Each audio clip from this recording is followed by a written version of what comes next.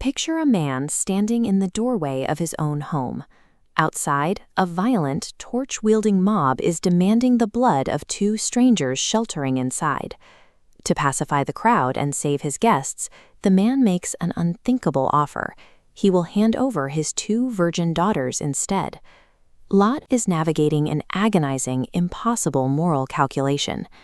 The text places him at a point where his ancient values are collapsing under the weight of an immediate, violent threat. This photograph shows the kind of ancient urban landscape where this story unfolds.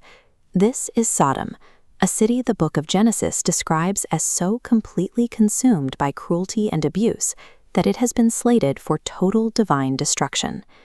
The man in the doorway is Lot. He is an outsider who has assimilated into this society, attempting to do the impossible, maintain his own personal righteousness and hospitality while living inside a deeply wicked ecosystem.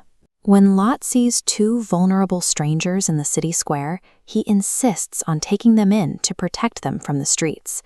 But doing so triggers the city's predatory instincts, bringing the entire population to surround his house. This forces a terrifying question. What happens to human morality when doing the right thing requires you to commit an absolute atrocity? This brings us to the first ethical case study of Lot's survival, the doorway dilemma, where the duty of hospitality is thrown into a brutal collision course with the duty to family. This diagram illustrates the ancient Near Eastern code of hospitality. In that world, taking someone under your roof created a sacred covenant. Protecting a guest was the highest social law, outweighing every other obligation. Failing to defend those strangers would be the ultimate disgrace, a fate worse than death. Lot's hand is forced. Trapped by the mob, he runs the terrifying calculus. According to his cultural programming, sacrificing his own daughters to the crowd is the lesser of two evils. Before the crowd can break the door down, the strangers, who are actually angels, intervene. They blind the mob, pulling Lot back inside and rendering the physical sacrifice moot.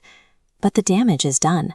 Lot had already made the internal moral choice to offer his children to the wolves. When you exist inside a profoundly corrupt environment, blindly adhering to even a sacred moral code can lead you straight into horrific ethical compromises. The next morning, the destruction begins. As fire and brimstone rain down on Sodom, the angels drag Lot and his family out of the city, giving them a strict command: flee to the mountains, and whatever you do, do not look back. In this moment, Lot's wife faces a profound psychological struggle over her sense of identity. Her choice to turn back reveals just how deeply her roots have grown into a doomed city. Her glance over her shoulder is the ultimate human weakness of attachment. She is clinging to the comfort of her past, even a toxic, doomed past, rather than facing the austere, terrifying uncertainty of starting over in the wilderness. As this image of barren salt formations along the Dead Sea illustrates, her consequence is both physical and symbolic. She is turned into a pillar of salt, physically frozen in the exact moment of her attachment to the desolation of Sodom. Escaping physical destruction is impossible if your identity remains psychologically bound to the source of the corruption. With his wife dead and his city turned to ash, Lot and his two daughters reach total isolation, hiding in a dark mountain cave. The daughters are facing a terrifying psychological reality, having just witnessed apocalyptic fire fall from the sky, destroying everything they knew.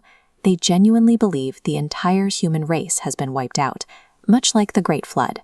From their perspective, they are the last people on Earth. This presents a horrifying ethical choice. Do they passively allow humanity to go extinct, or do they get their father drunk and commit incest to preserve the human bloodline? They decide to execute the plan. They get Lot intoxicated over 2 nights, completely abandoning moral purity in the name of biological survival. In the vacuum of that cave, the primal drive for biological continuity has effectively erased the last remnants of their societal morality. Look at Lot's final state at the end of this narrative. He physically survived the destruction, but he lost everything else. His wealth, his home, his wife, his daughter's innocence, and his own dignity are entirely gone. He started this story as an integrated citizen sitting respectfully at the city gates. He ends it as a broken, traumatized outcast living in the dirt. The story of Sodom in Genesis 19 is frequently read as a straightforward tale of divine punishment. But underneath the fire and brimstone, it's a dark, psychological essay on the insidious nature of moral contamination. Lot's trajectory suggests that prolonged exposure to a broken ecosystem eventually demands a personal compromise. Despite his best efforts, the environment systematically dismantled his moral standing until there was nothing left to protect. When a society's baseline is entirely broken, the lesser of two evils is still an evil. Survival does not mean salvation, and sometimes escaping the fire still leads